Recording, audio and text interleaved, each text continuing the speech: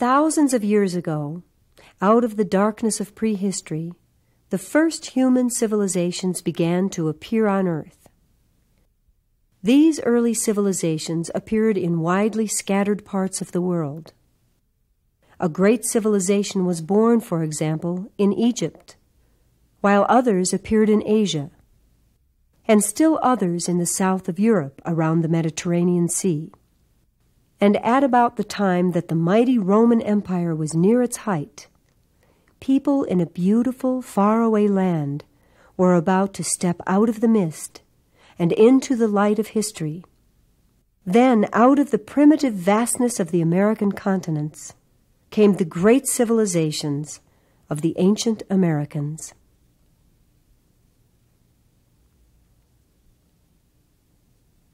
The first people to live in the Americas came from Asia through Alaska, about 30,000 years ago. During the last ice age, when much of the world's ocean water was frozen into huge glaciers and ice sheets, there existed a strip of dry land between Asia and Alaska, in an area that today is covered by ocean. It is believed that wandering tribes of hunters crossed this land bridge into America. They were following herds of animals which they hunted for food. For the first Americans lived by hunting and gathering, which means they obtained food through hunting or fishing, and by gathering wild plants they could eat. These hunters and gatherers were not yet civilized. Civilization began after a very important shift in the way they got their food, the shift to farming. By about 6000 BC, some people began to raise certain wild plants as crops. Farming or agriculture allowed people to settle down and live in one place. They no longer wandered over the earth in search of food. They settled in villages and raised crops. Of these crops, one was destined to become the most important of all, corn, or maize as the Indians called it. The development of civilization in the New World would be based on this plant. As people settled down to farm, they began to build permanent houses like this one. And as more people took up farming, villages grew into large towns. Agriculture and living in towns are the first steps toward becoming civilized. Living in settlements with plenty to eat, people began to have more time. They began to have enough time to make beautiful things. Artisans became adept at working with clay, wood, and metals. Art is another sign of civilization. Other marks of civilization are social organization, trade, and a knowledge of math and science. And finally, civilized people usually have a written language.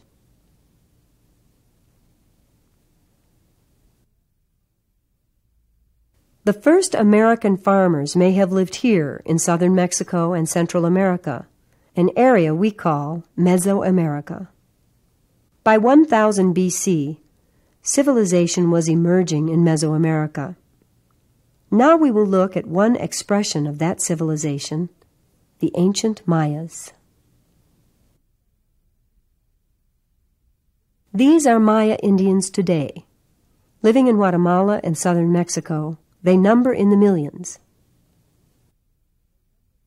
Most work the land in the way of their ancestors, planting corn, beans, and squash. For over the centuries, little has changed for the Maya. Some women even use the traditional grinding stones, the mano and metate, to grind their corn into flour. All of these habits are part of the modern culture of the Maya. They are justly proud of their culture and their past, for it was the ancestors of these humble peasants who created one of the world's greatest civilizations. Buried deep in the jungles of Mesoamerica, the ancient civilization of the Mayas was lost from memory for hundreds of years. In fact, almost nothing was known of this lost civilization until 1839, when two jungle explorers discovered what seemed to be the remains of ancient walls hidden in the forest. As they cleared away the trees and vines, strange buildings began to take shape. One of the explorers, John Stevens, described the ruins as lost, buried, and unknown, never before visited by a stranger. He said, "All was dark, impenetrable mystery." Fortunately, Stevens' companion, Frederick Catherwood, was an artist and made detailed drawings like this one of everything they saw. But it would take scientists another century to begin to understand the history of the Mayas. The beginning of Maya civilization is still shrouded in mystery, but scientists believe that it grew in part from a still older civilization called the Olmec. Hidden in jungle on the Gulf of Mexico, explorers have found huge carved heads, curious remains of the lost Olmec civilization. Some of these heads are 9 feet tall and weigh over 20 tons. Explorers have also found Olmec masks carved from pure jade, one of the hardest stones known to man. Olmec craftsmen must have worked thousands of hours to carve and polish jade figures such as these. The Olmecs were highly civilized, produced fine carvings, and even had a written language, but mysteriously, in about 300 BC, the Olmec civilization disappeared. As the Olmecs passed from the scene, the Mayas, who had lived for centuries in these tropical forests, began to build a new civilization. By about AD 100, stone temples were beginning to rise above the trees. The Mayas lived here, in eastern Mesoamerica. They established a network of cities such as Huashactún, Bonampak, Palenque, and in the south, Copan. And in the center of this network lay the fabled city of Tikal. Tikal was a stunning city, crowded with exotic temples, palaces, and plazas. By AD 700, the city sprawled across 10 square miles. Rising from the primitive rainforest, Tikal must have seemed like a vision from a dream. Most of the buildings were plastered and painted red, and their tops were decorated with wildly painted carvings. Today, Tikal is a mysterious ruin, almost completely swallowed by jungle. Trees and vines cover most of the buildings, but if one looks closely at the ruined walls, bits of the original plaster and red paint can still be seen. Hundreds of scientists, called archaeologists, have spent many years studying these ruins, searching for clues about the ancient Mayas. Some of the main buildings have been cleared of trees and vegetation. The tallest buildings were the religious temples. Near the temples, large palaces were set gracefully around lovely open courtyards. Archaeologists are not sure what the palaces were used for. They could have been residential houses where the priests and rich people lived, or they could have been government office buildings used by the rulers. Pictures of the rulers were carved onto large stone monuments called stelae, which were erected near the temples and palaces. The narrow court between these sloping walls was used to play a kind of sacred ball game. Every Maya city had at least one, and often several, of these ball courts. Ball games were played throughout Mesoamerica in ancient times. As in soccer, the game was played without the use of hands. A rubber ball was struck with the knees, hips, and elbows. Rubber came from the sap of the rubber tree. The Maya sliced the bark and collected the sap that ran out.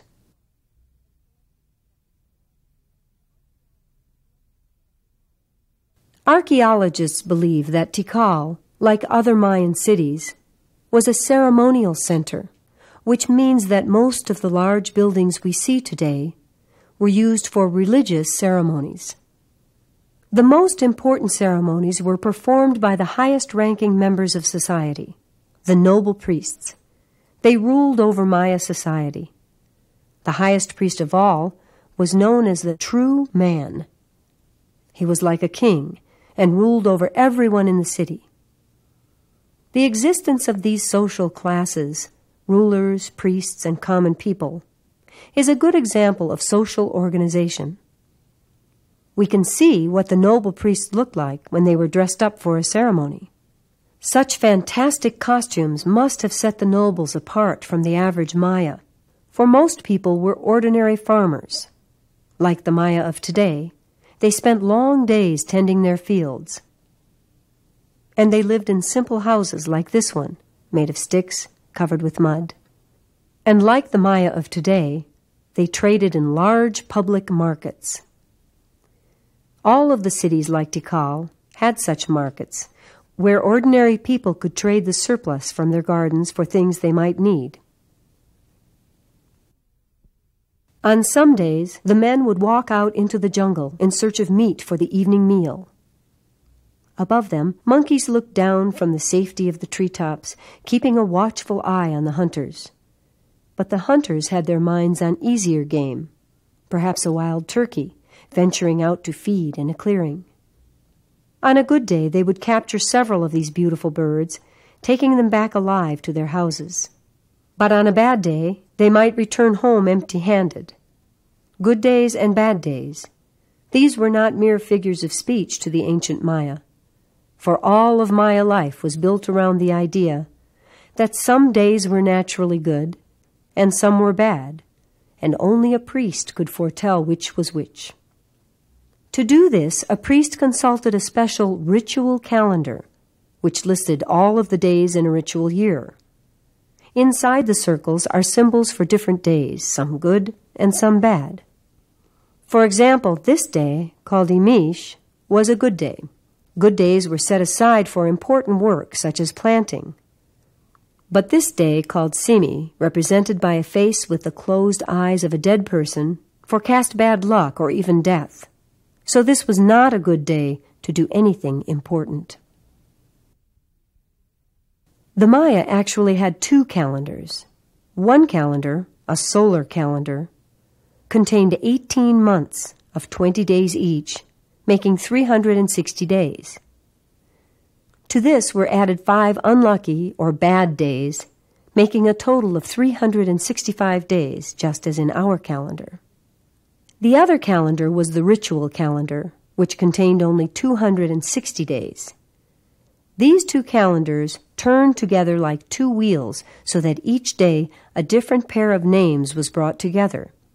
Each new day was named according to its position on both calendars. For example, this day is 4 Uaya Bimish. In this system, the exact same day only repeats every 52 years, marking 1 century of Mayan time. Many days on the Mayan calendar were set aside for religious ceremonies, which often involved blood offerings to the gods. In piercing his skin with the point of a spear, a priest would offer the vital stuff of life, his own blood. Here the ruler, or true man, is piercing his tongue with a large thorn.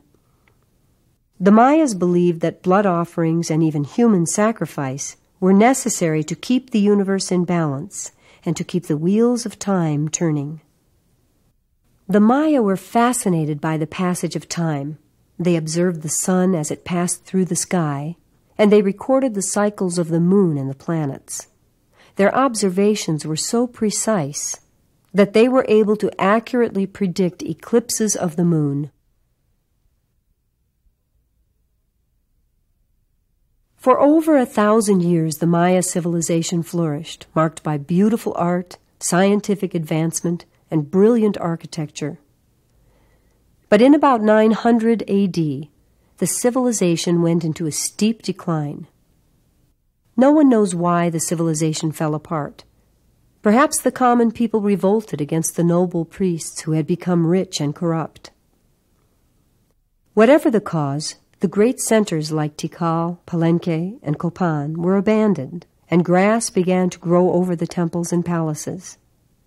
The people moved north to the sunny Yucatan and built new cities, which looked very different from the classic Mayan cities, because they were influenced by a foreign people who invaded from Mexico, a people called the Toltec. From the Toltec, the Maya learned a violent, deadly form of religion.